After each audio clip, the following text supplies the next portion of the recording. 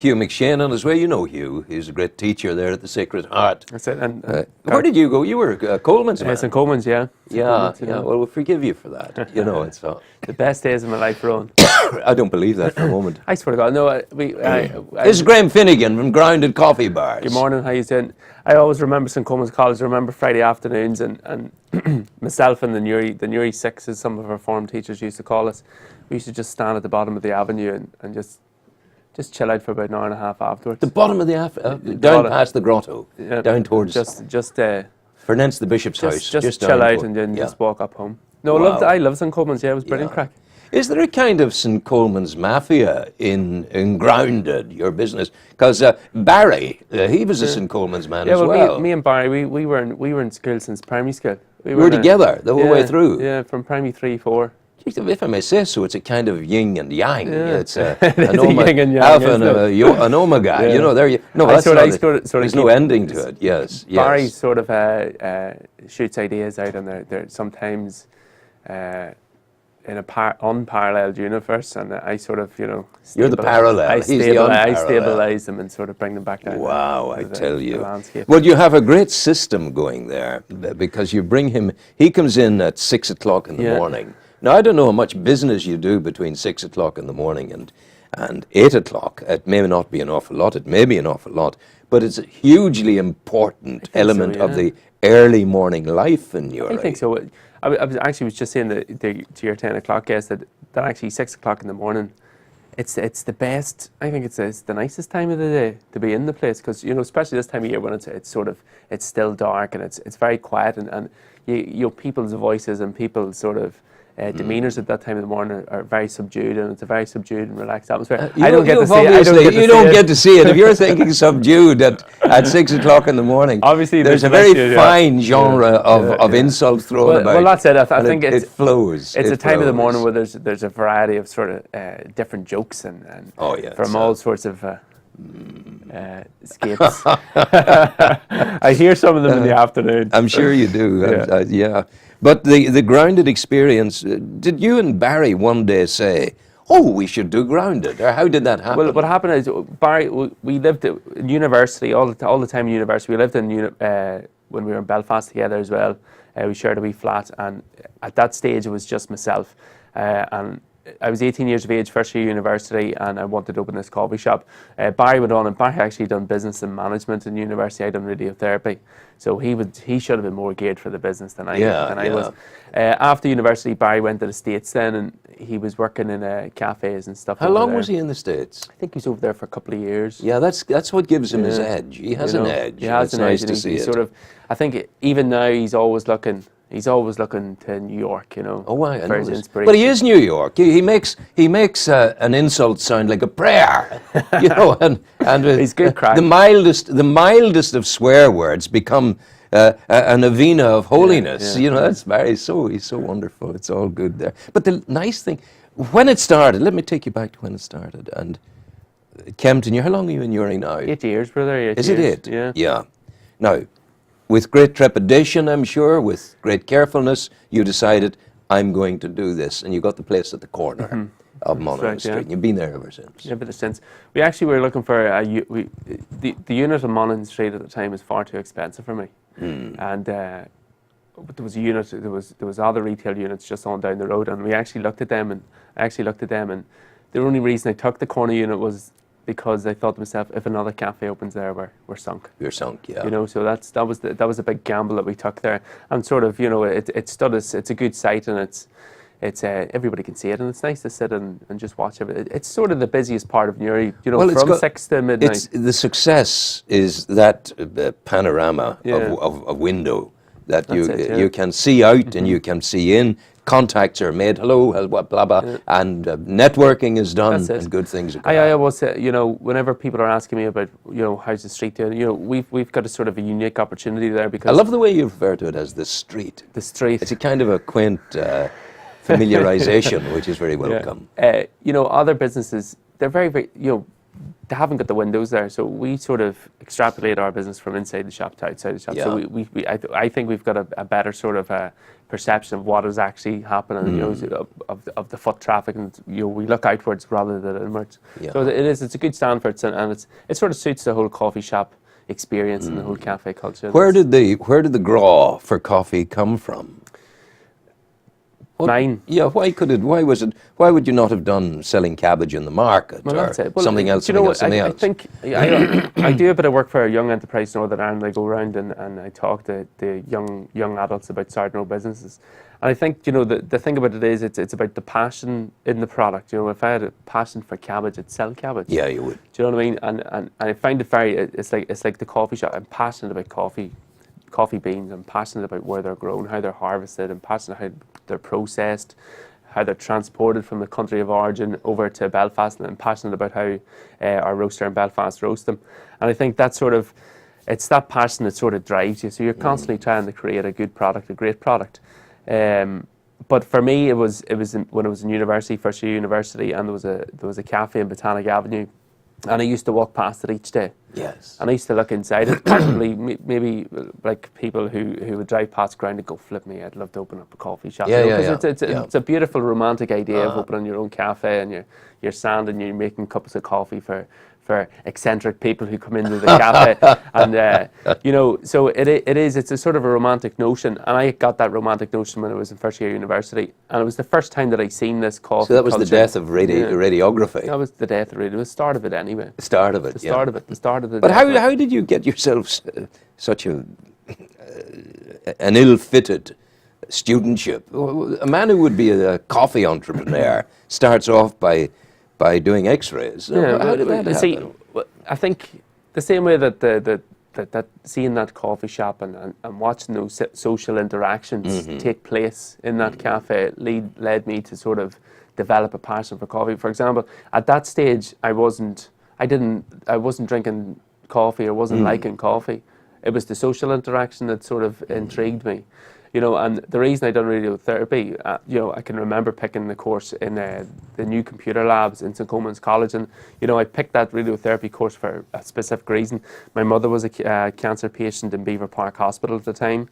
I seen the work that the radiographers done for my family, and I had done for her throughout her fight against cancer, and that sort of, I thought to myself, I'd like to do that, and I'd like to sort of, you know, in some way, in some small way, help a family like mine.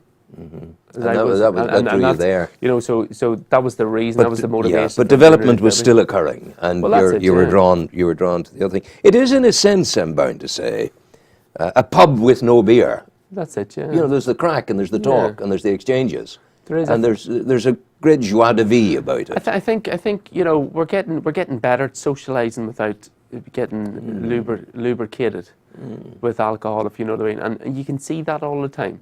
You know, and people, you know, Monaghan Street, as you well know, has become the centre of the food sort of industry in Uri, and people are constantly saying, oh, there's another coffee shop, there's another sandwich bar, you know, but when we look at it, there's still maybe 100 pubs in the town. That's and we true. don't say, you know, there's another pub. Oh, it's true. You know, it's so, true. You know, and the pub, like, what we try to say, you know, Grounded is, we want it to be that neighbourhood coffee shop. Yeah. You know, we want it to be like the, you know, like the centre of a small, like the way a local pub is the centre of a small village. You know, again, that romantic idea. Oh, it is, yeah. But continuing the romanticism, the nearest I can. The Cork Coffee Company, down under the Shandon Bells, the shadow of the salmon on the top. There you are in that corner, McCurtain Street. That's as near as I can come to thinking of Grounded. That place is the heart of Cork, and you are, in that sense, the heart. It is, yeah. You know, it's like anything else, Rowan. I think when you're used to it, it's like whenever Newry people, you know. In Newry, there's different businesses that people sort of, for example, we would have students coming home from their university travels at this time of year in the summertime, and the first thing that they want to do is to get a Friar Tuck's chicken burger with coleslaw. It's that taste of home, if you know what I mean. And what I've sort of seen, you know, that those students are, it's now a coffee from Grounded on the Carmel Square, which is great. So you know, sometimes we're the first people to see the immigrants arrive back. Well, they're off the bus and they're straight over to you. Yeah, the aeroplane touches down, they get the bus from the airport in Newry, cross the bridge and into Grounded. And that's it. And that's, you know, it's a great feeling whenever you know, and especially now, like I'm saying, maybe it makes you feel a wee bit old, but we're seeing students coming back who've maybe graduated, they're in the finance industry, they're medical, or they're teachers, and we seen them whenever they were third and fourth years in their Our Ladies and their Sacred Heart and their St. Coleman's and their St. Paul's and their St. Joseph's uniforms. So we've watched them grow the whole way up. We're also served and grounded by people who will be operating on us in a little while. They're off studying medicine in England or wherever else. We've got and again, it's like any it's like any business role, and it's the staff members that bring their own individuality to it, and we've got a very wide range of people in there, and every single person in that team sort of brings it. You changed. It works where you are, but it wasn't going to work in the same way, and you made a call on it in the shopping centre in Belfast. That's right. Yeah. What was the difficulty there? What did you not like about the Belfast shopping centre experience? Well, for example, this business. I'm in this business because I love making coffee and I love the social engagement. When we moved to Belfast, we just didn't have that social engagement. We found that when people were coming to the shop and said they were coming once every month, once every 2 months, and you didn't establish that relationship with it.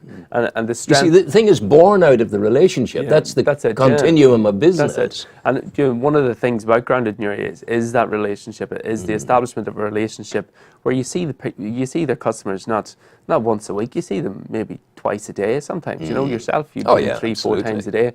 And there's people that's our business is built on return customers constantly. But is it's when I would go to you, it's all small business. Yeah. Is that valuable business, or does one need to come in and buy the biggest thing on the menu? No, definitely not. Just here anyway. It's a coffee shop. We encourage people to come in and you sit and you relax, Rowan. Yeah. It's not. Yeah. It's not a place where we wouldn't say, oh, your man's only spending £1.80 over there. We want somebody to buy a salad. It's not like that. It's a mix of customers. We've got it.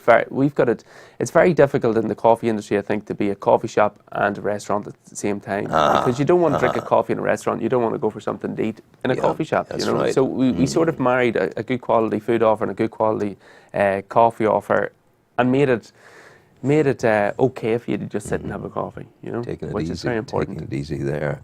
The future for Grounded, are you expanding, or good things are going to happen? Bigger things. It's like any, the time when we opened up Belfast, I had this plan in my head that I was going to open maybe 10, 15 units all across Ireland, and what I realised. You still thinking that? No, I'm not. That surprised me a little. That you would have been thinking that. What I realised whenever I was going to Belfast, I was driving from Newry to Belfast. I love Newry. I was driving from Newry to Belfast every day, and I realised, this just seems like work now, and I stopped enjoying it, and I'm in this business to enjoy it and to have a happy work life. And I do have a happy work life working in Newry and Slieve Gullion. Of course. And Belfast, for me, it just took the fun out of it, and it made me, it made me lose passion in coffee. So it was only whenever we left Belfast, I actually left Belfast on the Friday, opened up Slieve Gullion the very next day on the Saturday. So all the time, closing one shop down, open one up. I got that passion back.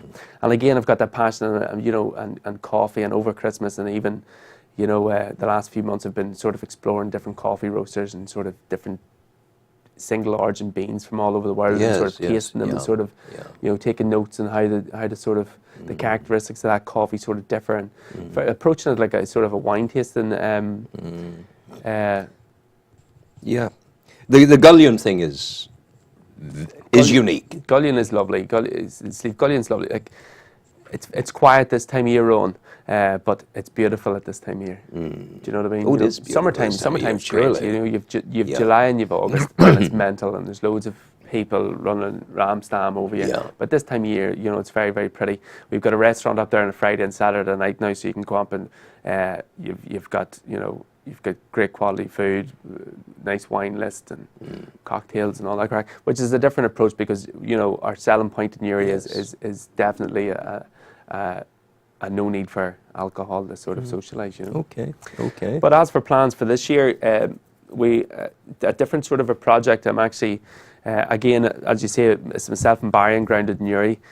So obviously you see me inside with James all the time. Yes. So yes. we would, I James is your chef. James, Or one of them. No, my son. Oh yes, you're James. My yeah. James. He's a My baby tiny James, person. He's tiny James. Yeah. So obviously, whenever I started coming in the grounded in your area, I thought to myself, God, James is coming in. He's getting familiar with this environment. Yeah. And I thought to myself, in a business partnership, I can't, I don't want Barry to feel as if there's a sort of a succession sort of going on. So what I'm doing is I'm creating a new project in the coming months, another coffee shop, and stripping it right back into sort of an exploration in the coffee and the flavors. It's a corner shop as well. Corner shop as well, yeah. So we're very excited about it. It's going to be called Finnegan and Son, obviously. I love it. If we have any more children, I don't know how it's going to fit around the corner, but very excited about it. And again, it gets your passion going. It's sort of. It's grounded Gullion and Kildare Street. That's it, yeah. Yeah, we wish you well with that. It'd be good fun. And, do keep us informed as to what's going. I have a very interesting woman coming to talk to me next, Eileen McCourt. She's a woman who knows about things spiritual. Yeah, energy. I was chatting to Eileen, a very lovely lady. Yeah, her second book is on the chocks, ready almost to go. She's writing away. But she's coming to me now. If she escapes from the mountains, as the snow and all the rest. Out there today, please be careful because the weather is so very, very bad. Ice on the roads and stuff like that. So people should be careful. Okay. Graeme Finnegan, thank you. Rowan, thank you very much for having me. All the best to you. Thank you for later coming. night. You take care. Destination Newry.